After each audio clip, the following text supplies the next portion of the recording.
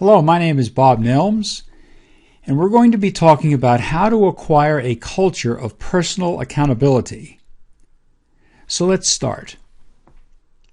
The home page of our website says, root cause analysis that's capable of changing the world?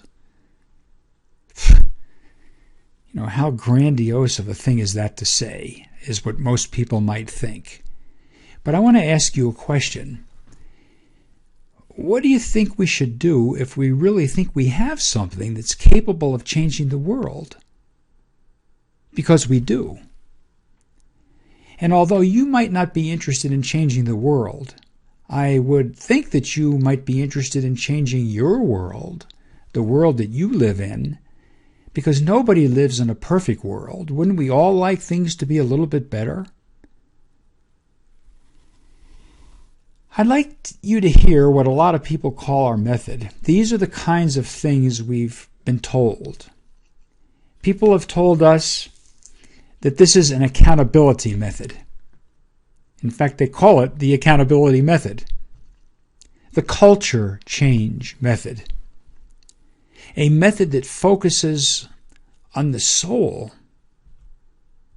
Introspection at all levels. A method that's been ahead of its time until now.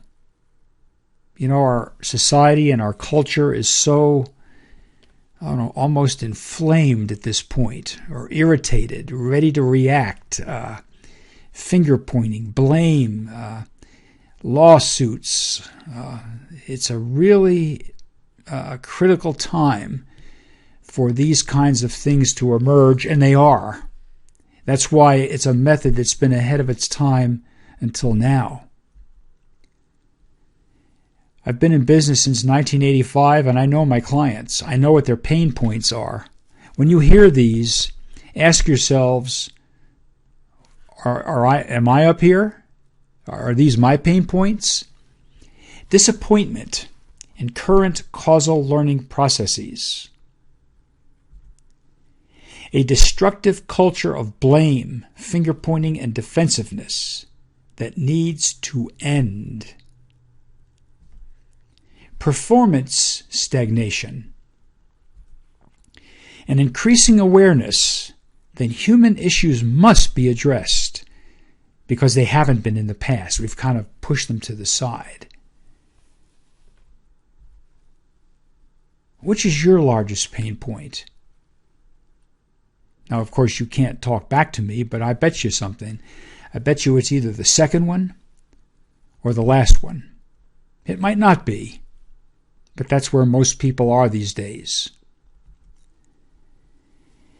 It's interesting to listen to our clients. Our clients tell us what is unique about us and why they have come to us.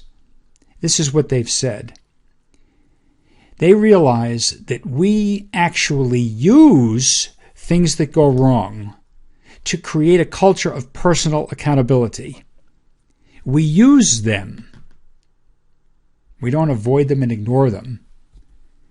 We do not avoid people issues. We actually focus on people issues. That makes us very unique. Our personal accountability process bans blame. Bans blame, but requires introspection. We'll say more about that later. And we have one causal learning process that can address any size or type of problem, and its focus is on establishing personal accountability without blame by requiring introspection. So here's the agenda. First thing I'm going to do is I'm going to tell my story. Actually, this is the biggest part of the presentation, is my story. When you hear my story, you'll understand where we're coming from. And then I'm going to suggest to you what you need to do to acquire this culture of personal accountability. It's actually quite easy. And then I'm going to suggest how we can help you if you want us to help. That's the little sales pitch at the end. My story. I graduated from Texas A&M as an aerospace engineer in 1969. That was the Vietnam era. That was also a very awkward year to graduate with an aerospace degree because aerospace was in decline.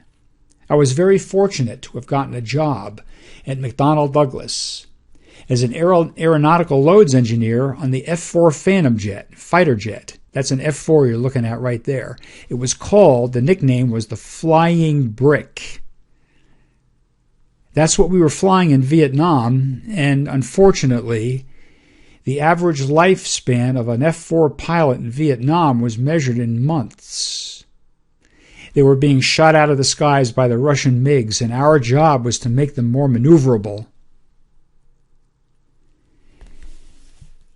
I was very fortunate, though. In 1974, I jumped ship and I looked for work somewhere else. And again, I was very fortunate to have been hired into a chemical plant in Chesterfield, Virginia. It was actually a nylon plant that was doing awful. It was doing terrible. A very forward-thinking manager hired me and several other people. And we turned that plant around from being the worst performing in the whole Allied chemical system to the #1 most profitable plant. And we did it in 2 years. And the way we did it was changing culture and applying some very basic concepts, one of which was failure analysis back then. This is where I got my introduction and my initial exposure into things that break. I became fascinated with machines that broke. And I became quite good at analyzing, how they broke, the physics of failure. The corporation took notice of what we did in that chemical plant, and they formed a reliability center because they wanted to do the same thing we did in that one plant all over the world. And they took me out of the plant, they put me into the center. I became their lead failure analysis guy. And I went all over the United States and Canada doing failure analysis and then root cause analysis. One of the biggest jobs I worked on was a coke oven. You're looking at a coke oven right there. That coke oven cost $100 million to make. It was supposed to last 30 years. And in the first year of operation, it melted. And of course, they wanted to know why. That was a 1.5-year job for me. I became fascinated with the physics of failure. I became the center's root cause analysis lead and became very passionate about what I did. In 1985, I formed my own company, Failsafe-Network. Again, I was passionate what I did back then. And my first client was Morton Thiokol. Morton Thiokol was the manufacturer of the solid rocket boosters of the space shuttles. And I was actually out there at the site where they make them in Utah when the Challenger exploded in 1986. That explosion changed my life. It changed a lot of people's lives, but that was the beginning of a total change of mind for me. That made me realize, that explosion, that there's more to things that go wrong than just the physics of things. In the 1990s, I wrote 2 books about my experiences. I've written and I continue to write numerous articles and presentations. I'm a public speaker, a seminar leader. I've been all over the world with this. I started getting so busy in 2011 that I couldn't do investigations anymore. I was too busy teaching. So I started developing affiliations so that I could have some help investigating things. In 2014, my daughter, Jessica, graduated from Virginia Tech with a mechanical engineering degree. I brought her to a few conferences with me that relate to why things go wrong, and she became fascinated. And to make a long story short, I hired her when she graduated. She is a phenomenal person to work with. I'm blessed to have her with me. In 2015, last year, I continued developing affiliations. That's Sharon Small on the left, Mickey Colomb next to her, Jessica, of course, and then Yuji Yamagami, who is a Japanese guy. He actually lives in Japan. It's the 5 of us who are driving what we do these days. Isn't it true we're all on a journey? My journey is no better or worse than any other person's journey, but when I first started out, I had no idea where that path was going to go. I just followed it. And I'd like to share that path. It'll tell you why I am going to suggest what I'm going to suggest. When I first got hired into that chemical plant, I'll never forget, it was within the first 6 months when people found out I was there. I was a 23-year-old kid with an aerospace engineering degree, with a future ahead of me. And, the more senior guys would come up to me when I met them, and they'd tell me, Bob, if you got a good career ahead of you, a good future ahead of you, but you got to get out of maintenance. Maintenance deals with failures and breakdowns, and, they're perceived as a royal pain in the neck. You got to get yourself into operations and production. That's where the money is. That's where the advancements are. And I don't know, something really got under my skin with those comments. It still does when I hear people talking like that. Things that go wrong are not what we think. Very quickly in my career, I learned that everything we need to know about improving our lives is contained within our failures. Everything. The very thing we despise the most is really the building block. Nobody anywhere learned anything without either themselves or someone else having failed first. So it's with that knowingness, which everybody kind of knows everybody kind of knows theoretically that this is true. But how many people really know in every cell of their body that this is true? Failure is the most valuable phenomena of life. And when I learned that, I riveted myself on things that went wrong in that chemical plant. And the first thing I became fascinated with were, like I said before, the physics of things. For example, that's a positive displacement pump. That positive displacement pump stopped working. And the first type of thing we wanted to know back then was, well, how? How did it stop working? And for example, that positive displacement pump seized. Well, why did it seize? The internal components grew and came in contact with the outer shroud. Well, why did the internal components grow? Well, because the internal components got too hot. They got too hot, it grew, it came in contact with the casing, it seized. Well, why did it get too hot? Well, the lubrication wasn't good enough.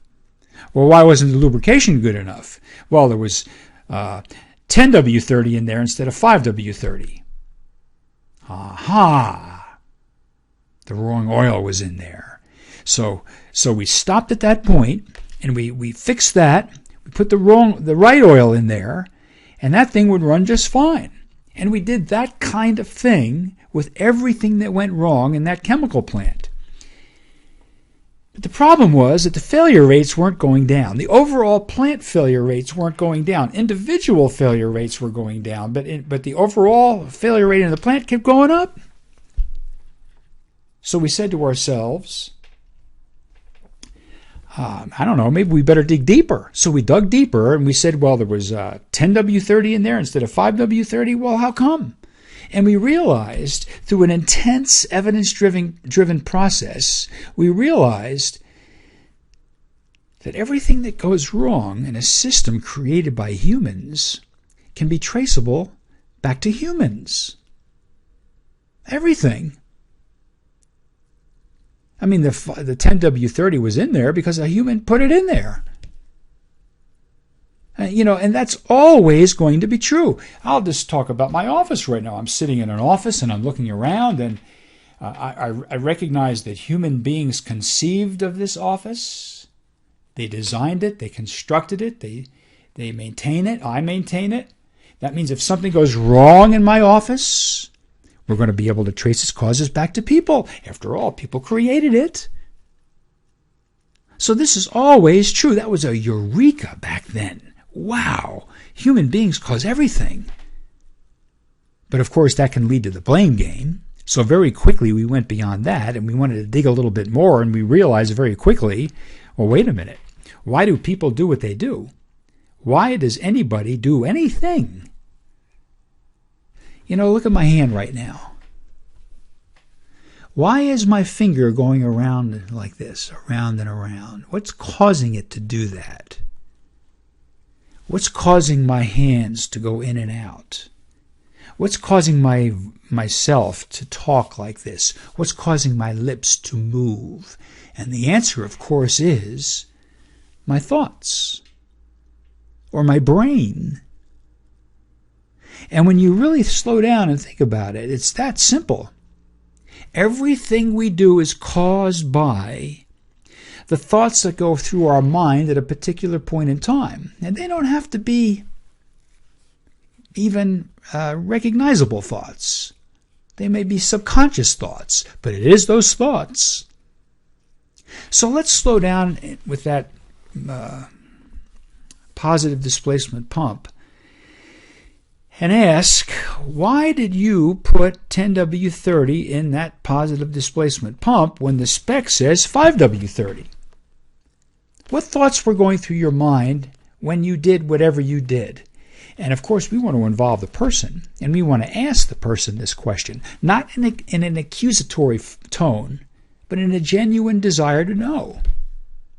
And he'll probably tell us, and in this case he did tell us, well, I was out in the field, and I knew I had to put a new oil in the pump, so I drained the old oil out, and then I looked at the spec sheet, and it said 5W30.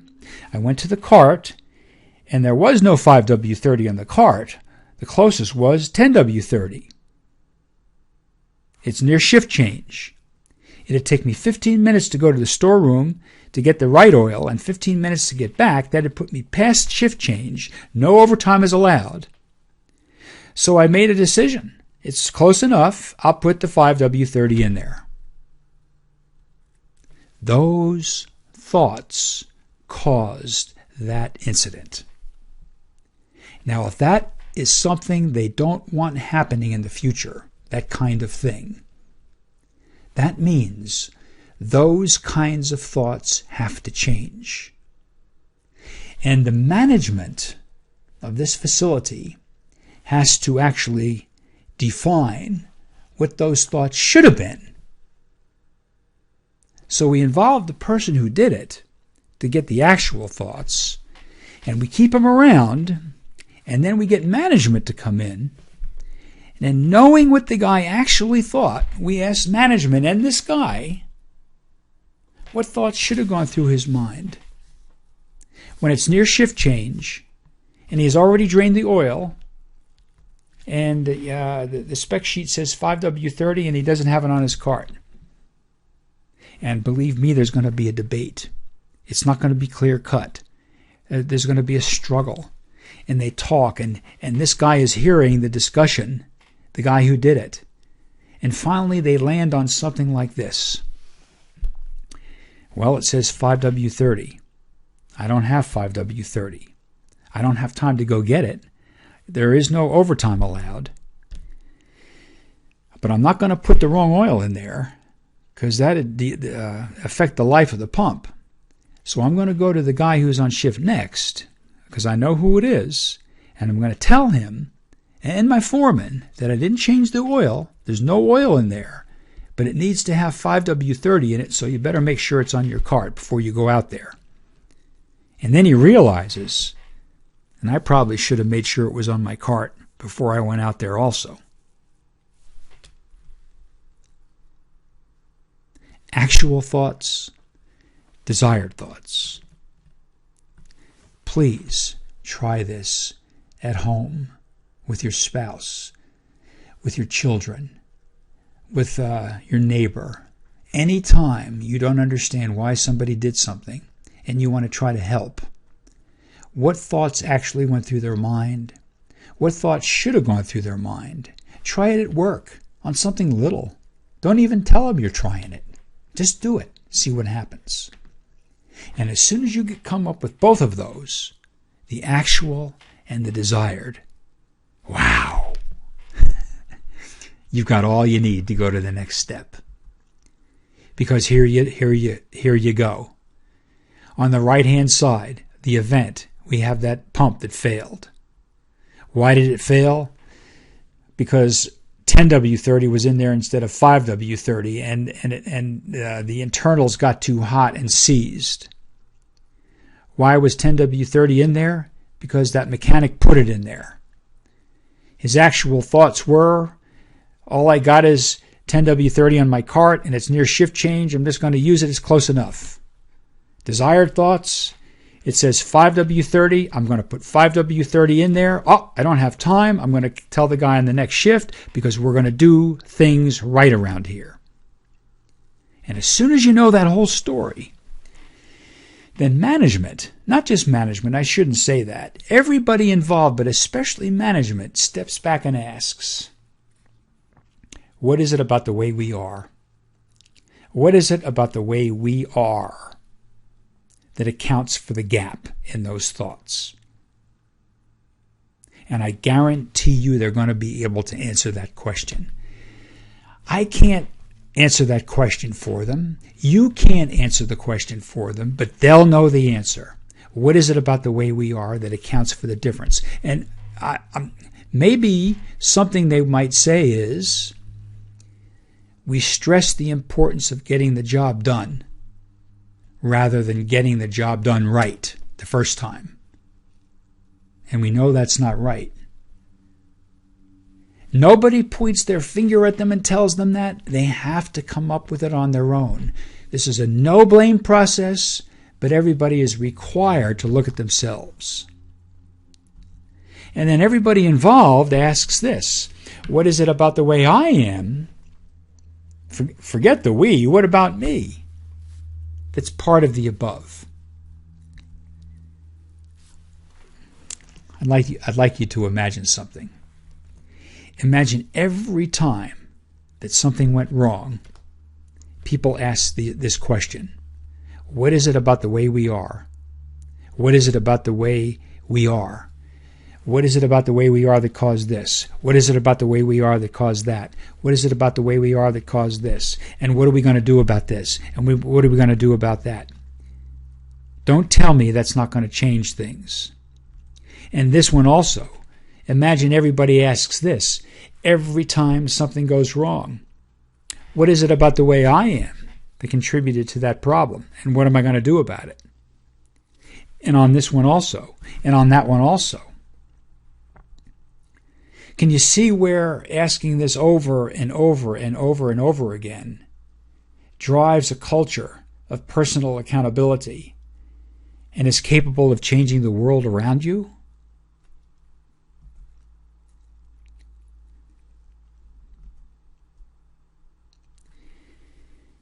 The number one obstacle in the way of doing any of this, of course, is our own nature.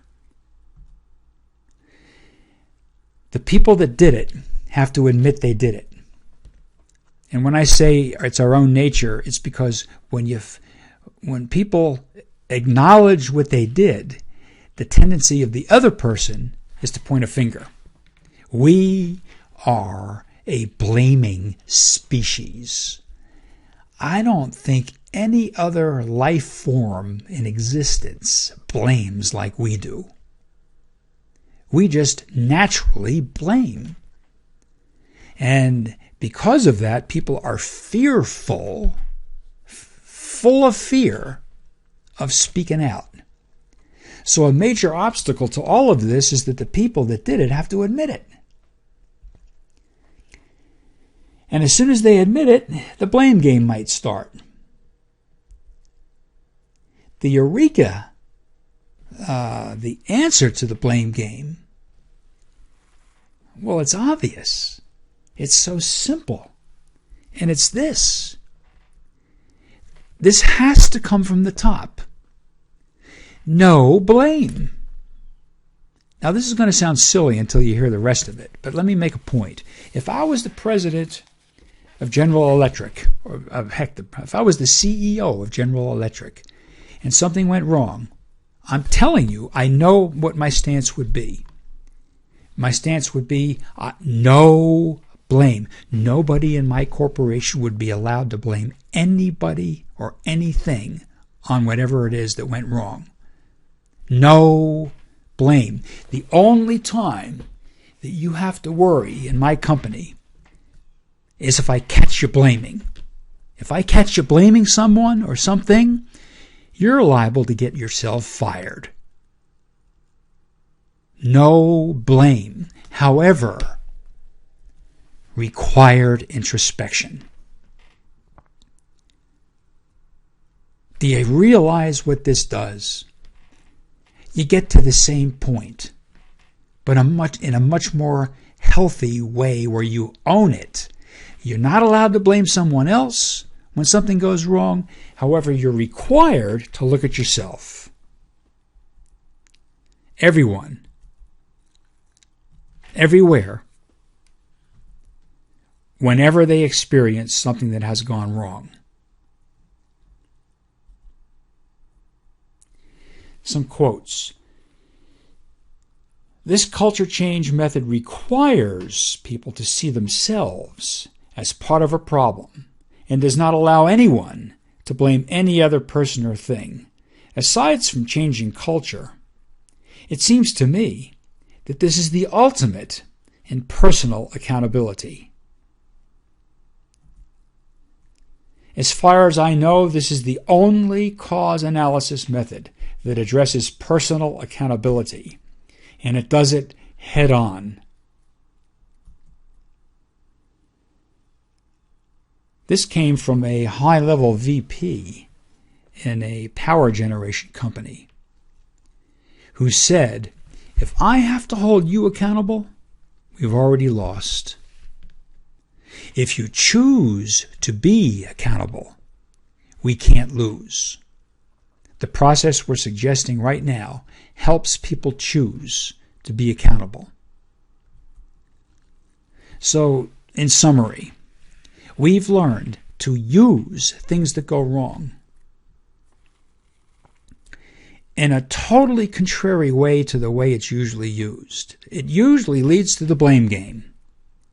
We're not going to let it lead to the blame game. We're going to flip the rules right on its head. And through an intense evidence-driven process, we are going to require introspection, which leads to a culture of personal accountability. Let's move on. So next, I'll suggest what you need to do to acquire a culture of personal accountability. So let's think about this for a minute. If everything that goes wrong can be traced back to things people do or don't do, and if everything we do or don't do is caused by the way we are, then wouldn't it be nice to learn what is it about the way we are that causes problems before a major incident? Everyone, everywhere, at all levels. So what do you need to do to acquire a culture of personal accountability? Well, it's really kind of easy. Have everyone at all levels answering, what is it about the way I am that contributes to the problems around me, and what am I going to do about it? You see how easy it is? Every time something goes wrong. Every time something goes wrong. Imagine what might happen.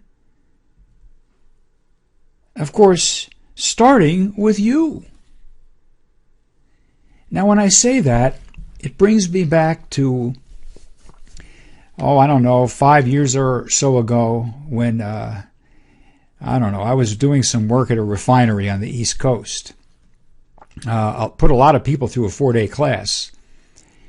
And the refinery really liked the idea of getting people to look at themselves as part of their problems. Smaller problems, though. They didn't want to wait for the big one.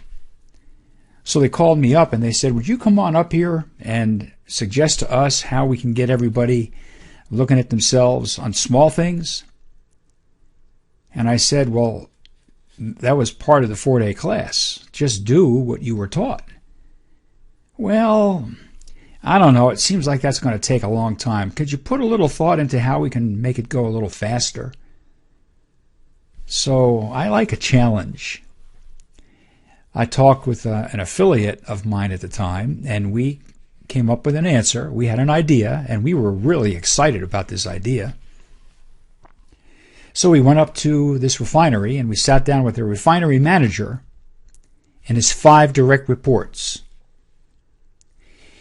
So the refinery manager said, well, you have a recommendation for us, how we can get everybody looking to themselves as part of their small problems? And I said, well, yes, we do have a recommendation. And I looked at my affiliate and I said, go ahead, you can present this. This was really your idea.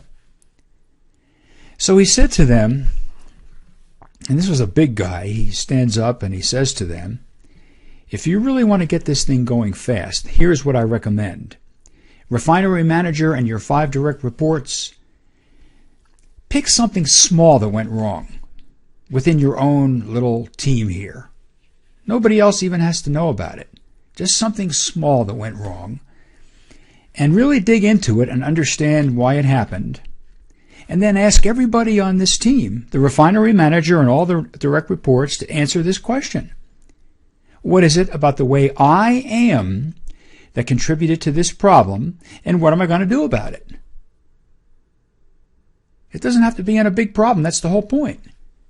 And then do it again, and do it again, and do it again until you really get the hang of it. And then when everybody really gets the hang of it, all 5 direct reports can do it with their direct reports until they get the hang of it, and then drive it down like that. I mean, when I heard that recommendation from my affiliate, I got so excited. I said, yes, that's a great idea. So he presented it to the refinery management team, and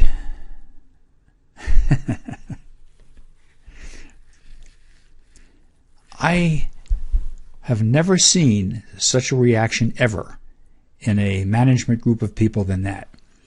I thought they were going to throw us out of there on our butts.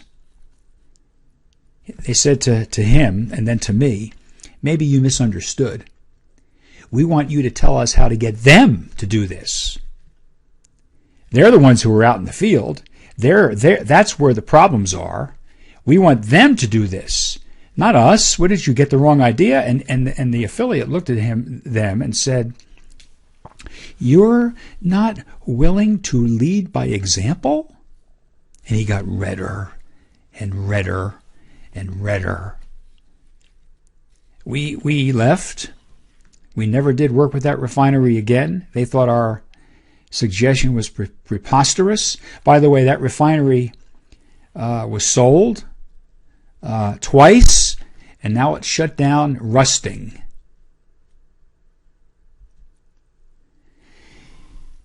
What we do is latent cause analysis. That's how we drive this whole process. And I'm not going to get into the details of that right now. We do have a template that we use, and this is the cover page of a template. And I'd like you to hear the cover page. Imagine a world where everyone looked at themselves rather than pointing fingers at others. Really, imagine that world. One of the most frustrating findings of formal latent cause analysis is that many of the underlying causes of major incidents are known ahead of time. Warning signs almost always precede major incidents, but are neglected. Frustrating equipment, people, and systems are usually recognized but often ignored until they result in a disaster. Well, it is people that ignore and neglect these problems. In the limit, people cause problems. All of us. I do. You do. We all do. We either do things we should not have done or neglect to do things we should have done. And although most people easily see these qualities in other people, oh boy, I do. I see the faults in other people, don't you? But do you realize that they're seeing faults in you? Do you ever wonder what they're seeing in you? Because it is rare to find individuals who can see their own role in things that go wrong. The process that we have developed is an attempt to help people see themselves as part of their problems. That's why we think we have something that's capable of changing the world, because we focus on you, individual people, wherever they are. We focus on changing an organization one person at a time, but not in series, of course. That would take too long. One person at a time, everybody doing it together, all at the same time. By helping everyone in an organization learn about themselves from the small problems in their lives. Because when people change, everything else changes. We have one basic process that we can use for all kinds of events. Challenger explosions, Gulf oil spills, a compressor that goes down, a cut on a finger, a relationship issue. One process for all kinds of events.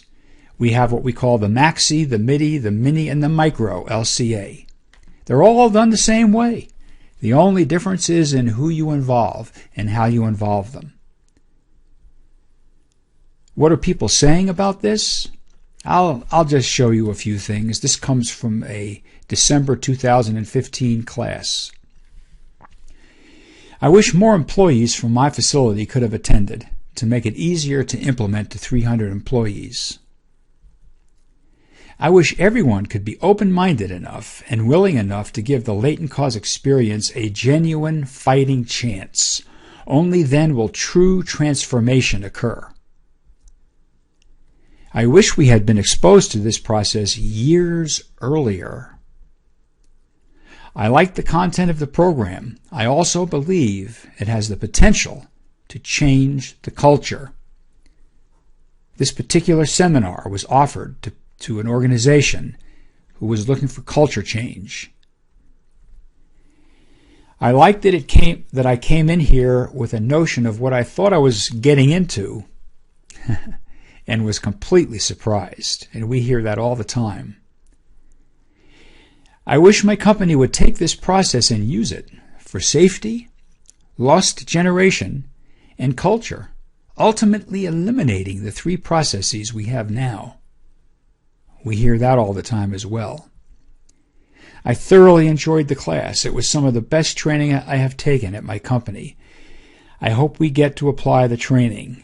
I wish to send my 4 supervisors to the training in 2016. Last one. I like the way an LCA opened my eyes to see myself as part of the problem, instead of always searching for the root of the problem in other areas. I wish all of the company had a chance to go through this class. Get this one. I like the things this class brought out of me that I need to work on. I may be part of the problem. I like the no blame. I like your stories. I like slowing down. I wish upper management would experience this opportunity to change by going through this class. Imagine what would happen to the accountability culture of your organization if if all its people were exposed to this. So lastly, I'm going to suggest how we can help you take the next step. How to get everyone in your organization at all levels to answer, what is it about the way I am that contributes to the problems around me, and what am I going to do about it every time something goes wrong? Well, I'm going to say something right now. You don't need us. I mean, we can help you. We can probably make it happen faster because we can expose a lot of people at the same time. But you really don't need that. No matter where you are, no matter what your level is or your function is, you can start down this path yourself. When something goes wrong in your world, look at yourself as part of the problem in front of others and watch what they do. Either immediately or right away, they'll do the same thing. Try it at home with your spouse, with your teenagers. It works. Or, if you want to get it going a little faster, we have a plan that took 30 years to perfect. Experience our plan by either bringing us on site. We'll come on site and expose a lot of your people at the same time, or by attending our webinar series at your convenience. On site, let me talk a little bit about that. We are used to coming into a site. We either do this on-site or off-site, but it's for particular clients. And we ask that you bring a cross-section of your organization from 12 to 45 attendees. We ask that you bring them and pass them through a 4-day experience. We call this the latent cause experience. And I guarantee you that every one of the people that go through that class will walk out of there, will walk out changed for the better. You can't go through the class without changing. Some a lot, some a little, but everybody changes. Everybody becomes more introspective, more accountable. Been doing it for a long time. I'm telling you, it's a real experience. Or we have a series of 10 webinars that covers the same material as the 4-day class. We've done it mainly in response to the low oil prices. With low oil prices these days, there's not a whole lot of money in training budgets. And we came up with what I know is the lowest cost, highest value service that we have ever offered. 10 webinars over the course of 1 week, ranging from an hour to 2 hours each webinar, covers the same material, live instructors, interactive. Your managers should come. I'm really excited about that webinar series.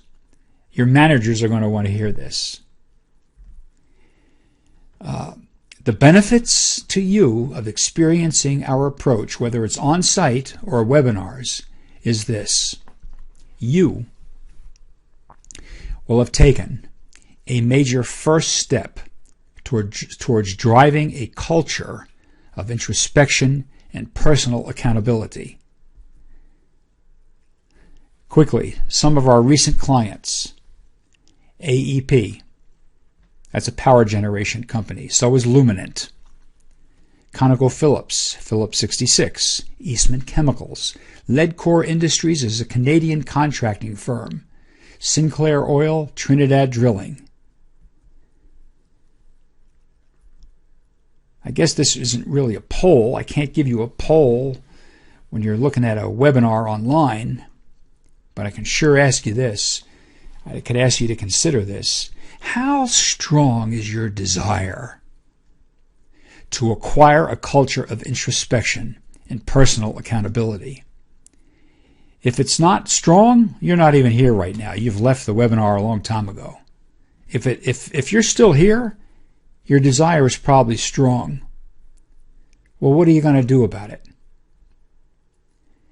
Those of you who have seen the movie The Matrix, fascinating movie, isn't it? You know about the blue pill and the red pill. You have a choice. We all have choices throughout our whole life, all of our lives. But in this particular case, you have a choice. You can either start this effort yourself by looking at yourself as part of your problems and seeing your world change around you, because it will. Or you can sign up for our webinar series. Or you can arrange for an on-site experience. Or, of course, you can do nothing. If you do nothing, don't complain. Don't pout. Don't be miserable. Don't badmouth. Don't complain. If you want to make a difference, grab that red pill and swallow it. Pick one of those other choices. It doesn't have to be with us. Write us an email. Tell us you're interested. Tell us you want to be keep in contact. Whatever. Do something. If you do have any questions, comments, concerns, anything, please write us an email at info@failsafe-network.com. info@failsafe-network.com. I'd like to thank you so much for your attention. Bye.